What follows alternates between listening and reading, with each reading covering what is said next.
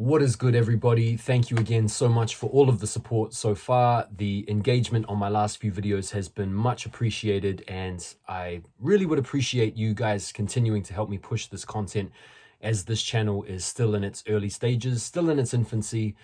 Once again, the production's going to get better. The quality of the content, I probably can't make as many promises around that, but definitely the production quality is set to get better as we grow and develop this channel. Today, I wanted to share with you basically my thoughts on the state of the sneaker market as it is currently, and to share some tips for any of you out there that are thinking about getting into sneakers. These are some of my top tips to help you get started in sneakers. So let's get into it. So real talk, straight out the gates, right now, despite the fact that we are in economic turmoil everywhere, markets are down, cost of living's up, inflation is up, it's tumultuous to say the least.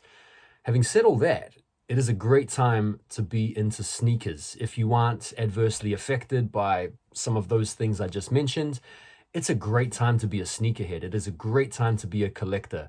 It's maybe not as great a time if you're thinking about getting into reselling sneakers as the market is down, but there's also something to be said about planning for the future, given the current market conditions. So, in my opinion, it's a great time to be buying shoes. Shoes are sitting once again. Shoes are quote unquote bricking. And you can once again go into sneaker stores and see cool shoes sitting that you might not have seen sitting a year or two ago, especially in the hype of the sneaker reselling bubble. So for those of you that are thinking about getting involved in sneakers, buying some kicks to add to your collection, or if you're thinking about growing your collection, now is a great time to get into it. And here's why. First of all, and as I mentioned briefly, sneakers are sitting again. The market has become inundated with so many different sneaker releases and models over the past few years. Nike and other companies have seen this huge surge in demand over the past few years, and so they've looked to satiate that appetite by upping the production numbers on sneakers and seemingly producing more sneakers than we've ever seen before. I remember back in the day, you'd look forward to maybe like 3 or 4 sneakers a year, like literally 3 or 4 sneakers. I'm talking like late 90s, 2000s. There might be a handful of sneakers that you would either look forward to or really look to cop within the year. Now, it's like 3 or 4 sneakers a week.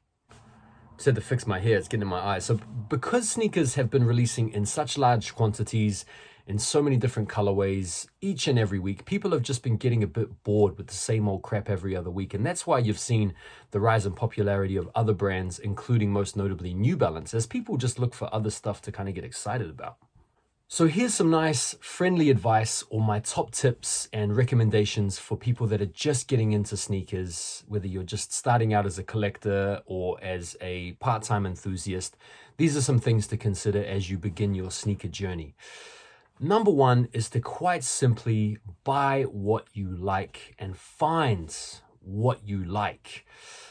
Try to identify a style of sneaker that you like the look of, something that you can see yourself wearing with enjoyment, something that you can see yourself getting a lot of really good use out of. And once you've had a look around all the different models, all of the different brands, all of the different variety of sneakers, have a look on the market to see what's available. The first port of call should be retail. You want to be looking around the retail stores in your local neighborhoods.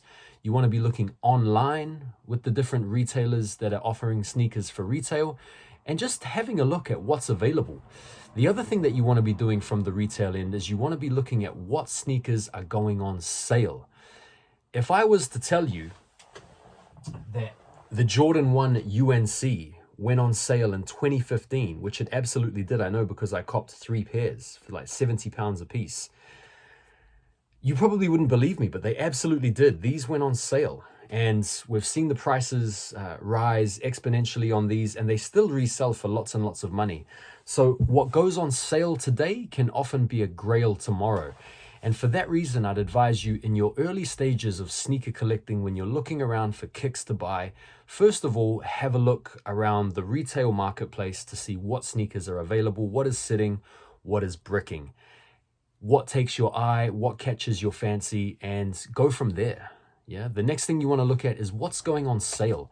what can you get reduced? What can you save even more money on? Bearing in mind that a lot of the shoes that you're going to see on sale now are probably going to increase in price in the future. Not all, it's not going to be the case for every shoe, but the point is that you're going to buy what you like and you're going to try and pay the least amount possible for it. That's the first thing I would say. Retail and sale, whatever's on sale. If something catches your eye and it's on sale for a great price and you can cop it brand new today, go for it. That's a dub. The next piece of advice I have for beginner collectors out there is to look into the used market. Used market is fantastic. Apps like Goats and eBay are really, really good at the moment when it comes to like finding used steals and deals.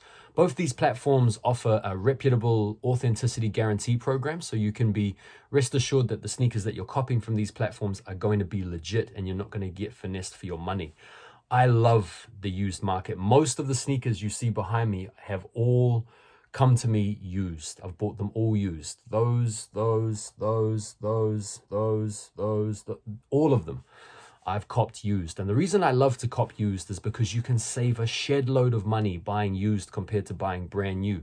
And in a lot of cases, you can get shoes that are in wonderful condition. If you want to see proof in the pudding, have a look at my last video where you saw me share my Air Jordan 3 Fears that I bought for 180 pounds, and they're in basically brand new condition. You know, there's only a couple of minor signs of wear. So you can get great steals and deals on the used market. I would recommend using apps like eBay and Goats, who have an authenticity service that can verify your kicks are legit. But what you're going to need to do is you're going to need to be active in the used markets, because a lot of times when steals and deals come up, they get snapped up quick by other people that are also in the same situation as you and I, looking for a good pair of kicks for a good price. So you have to be active. You have to be on the daily, scrolling through the different listings, picking out which shoes you like, picking out which deals look good, finding the kicks in your size, and then putting them in your watch list or your want list. And then if you can, communicating with the seller. eBay is good for this. Sometimes you can find a listing that has like an or best offer or near offer kind of listing, or you're maybe looking for auctions that are going to be ending soon, so that maybe you can snipe last minute with like a cheeky bid and maybe come up and win an auction. Like winning auctions is great, and then tending offers for shoes is also another great option to be able to like haggle down the price when it comes to used. So tip number 2, study the used market, get familiar with browsing and perusing the market. Make sure that you're saving kicks into your watch list and your want list. Keep an eye on auctions that are ending soon, because a lot of times you can jump in last minute and snipe a pair for a good steal. And enjoy the process, because searching for used steals and deals is a little bit like, you know, panning for gold or something like that. You know, it's the actual process that brings about a lot of excitement, at least for me anyway. So tip number 2, use and utilize the used market. Tip number 3 is to not follow the hype. Try not to get too caught up in what's trending right now. Shoes like Jordan 4s, New Balance collabs, all of these kinds of shoes that are really trendy right now are going to hurt your pocket if you go after them. So try not to follow the trends. It's easier said than done, because a lot of times the hype and the trends can really influence your opinion on certain shoes. Take a look at, for example, the Travis 1 Mochas that released recently. A lot of people are after that shoe because of the hype, because of the association to Travis. But my honest, earnest, express recommendation to you all is that you don't follow the hype as much as you can, especially in the early stages. If you don't have a lot of money, it's not wise to follow the hype, because you're going to end up overpaying for shoes that are likely not going to hold their value as much, or maybe dip in value in the future. If that's something that matters to you. If it doesn't matter to you and you have money and you're happy to splash it on the hype kicks because you want them now, then that's fine. This advice is maybe geared towards those of you that might not have the kind of money to splurge on like Travis Mocha reverses or something like that. Don't follow the hype. There's lots of other really cool alternatives. When in doubt, refer back to lesson number 1 from today. But for lesson number 3, try not to follow the hype too much. The hype is fun, and I love hype shoes. You can see I've got lots of exclusive shoes behind me. I love it. I like having shoes that other people don't have.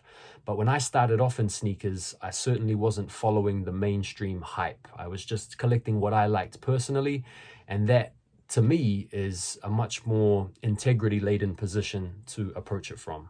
So try not to follow the hype. Number 4 is to be wary of online scammers and be wary of red flags when you're engaging in the used market. So if you're on like Facebook Marketplace or like a Gumtree or an OfferUp or even like a Facebook sneaker group, you've got to be really careful. Some of the most obvious things to look out for when you're looking to buy authentic shoes for a good price is the price itself. If you've got someone selling a pair of like off-white 4s for like a crazy steal price, like significantly under market, that should be a red flag automatically to just allow it. Leave it. Don't even pursue it if it's not in and around the market price. Other things is that if the seller hasn't got clear tagged pictures or references, honestly, in this day and age, if a seller does not have references, or if they're not reputable, or we don't have mutual friends, or they're not referred to me by somebody else, then I'm honestly not trying to run the risk of dealing with any stranger. If they don't have a rep and they don't have refs and they don't have a website or an Instagram page with lots and lots of details of previous deals done, if it's a seller on an eBay page, make sure they've got good feedback. All of these types of things will add to your confidence when dealing with people online. But if any of these red flags turn up for you in the midst of potentially doing a deal with someone, just leave it, walk away. One of the things I would really discourage you from doing is trying to get too good of a deal when obviously it's going to be too good to be true. Because early in your sneaker collecting journey, you want to avoid getting scammed as much as possible, because nothing takes the steam out of you and the motivation away from you more than the disappointment of being scammed. It really does feel like you've been ripped off and stolen from and almost like cheated on. So yeah, number 4 is to be wary of online scammers, because they can take your money and take your motivation. The last bit of advice I have for today's video is to just have fun. To enjoy it.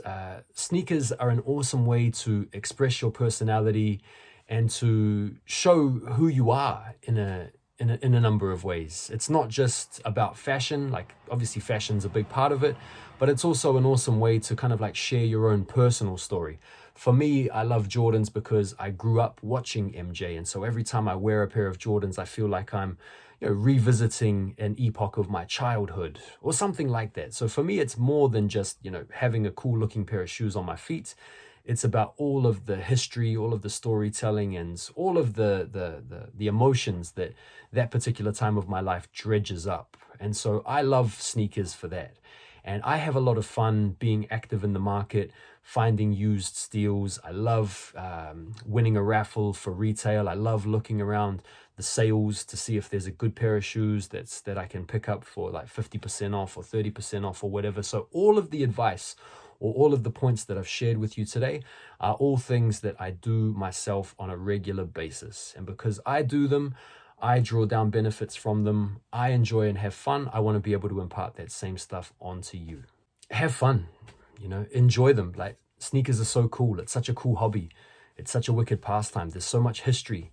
There's so much legacy. There's so much storytelling caught up in sneakers. They're more than just shoes to me, and they're more than just shoes and foot coverings for other people as well. There's an entire subculture caught up in sneakers. Everyone needs to wear shoes. There's a reticulation between sneakers, fashion, streetwear, hip hop, sports, movies, like all of the pop culture that we know and love at one point or another gets caught up in the sneaker game. And so it's a lot of fun, and it's there to be enjoyed, and it's there to be taken advantage of if you're willing to play the game according to the rules. So that's today's episode. I hope you found some of the tips interesting. I hope that you found the video enjoyable. Please hit the like, hit the subscribe if you haven't already.